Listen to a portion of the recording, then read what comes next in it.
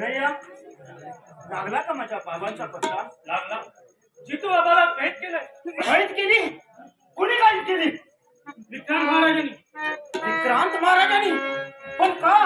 कशासाठी? राणी काय केलं राजांचं? राणी सरकारच्या खुनामागे आपल्या जितू बाबाचा हात आहे तर संशोधनाचा पत्ते म्हणून राजे सरदारावी काही करून राज दरबारात घेऊन गेले. काय? फतेहसिंग प्रधान याद राख म्हणावा, या विशाल मनोहर आहे तुझी. तू अशील प्रधान, मी सुद्धा भिल्लाचा बादशाह आहे. भिल्लीच्या दुधावर पोचलेला हा विशाल तुझ्याशी टक्कर देऊन आपल्या बाबाला सोडून आली. त्याच नाव सांगेल भिल्लाच्या अवलादीचं. विशाल हा धरती जाऊन त्या राजाला आम्ही चांगलाच विचार केला. न्याय प्रिय राजे म्हणून पक्षी कसे विक्रांत महाराज युद्धाच्या दिशेने नाही कन्हैया, आता विचारू काही उपयोग होणार नाही. गनिमी काव्याने हल्ला करून किंवा चोर वाटेने जाऊनच बाबांची सुटका केली पाहिजे. आणि मग त्या फतेहसिंगाचा काटा करतो मी. नीलप्रभ माणसाला शक्तीने कोडून देऊन त्याला छळ करणाऱ्या पुताला चांगला धडा शिकवला पाहिजे. त्यासाठी कन्हैया, तू आता जाऊन भुल्या आणि रावजाला सांग. आज रात्री जातो राजवाड्यावर, उद्या सकाळपर्यंत सोडून आणतो बाबाला. फतेहसिंगाला वाटत असेल ही भिल्लाची औलाद काय करणार, पण चिकटली तर कोचडी सरती दे माय धनी काय करायला लावतील म्हणावं. चोर वाटेने जाऊया कसे करू, पण चोर वाटे आपल्याला ढकलत नको. त्याची चिंता करू नकोस. प्रथम तिथपर्यंत पोचूया तरी, मग पाहू पुढं काय होतंय. बोल कोण विशाल? चोर फार जपून जावं लागणार आपल्याला. फतेहसिंग फार हुशार, काय खाण्याच्या चारी भोवती कडक एक पहारा ठेवला. जर काही संशय तर त्याला काय करण्याचा हुकूम वाघाच्या भेद घुसायचं तर वाघाच्या काजानच गेलं पाहिजे.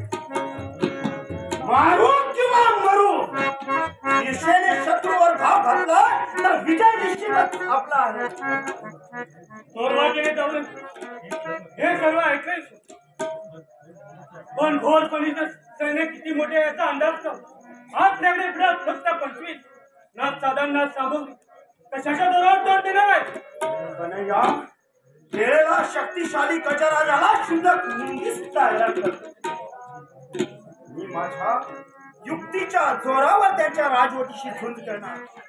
मग हरकत नाही, झुंजताना मी मेलो तरी. पण त्या फतेहसिंगाला प्रधान पदावरून खाली खेचणार. कन्हैया, तू आता इथं थांबू नकोस. तुला जाऊन सांग विशालने बोलावलंय म्हणून. हो जातो, तुम्ही तयारी द्या. कन्हैया, तुला सांग सोबत रावजालाही घे म्हणून. हो जातो. कन्हैया, तू सुद्धा लवकर परत ये, मी तुझी वाट पाहिली.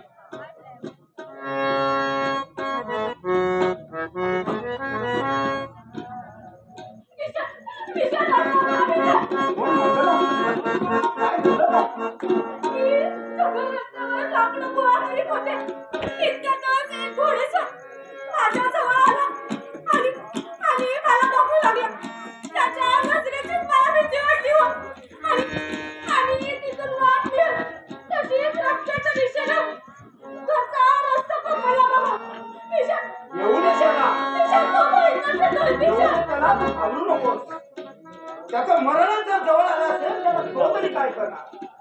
तुला काही बोलला का तो?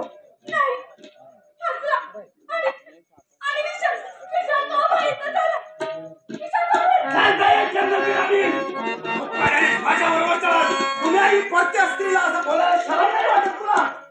अरे पुत्र, बाजूला हो, नाहीतर फुकट मरशील. कोण सांभाळून हरामखोरा नाही का? बच्चे हो बेटे, जबान संभाल के बात कर, नहीं तो नहीं जबान काट लूंगा. अरे खूप पहिले तुझ्या सगळ्यात जबान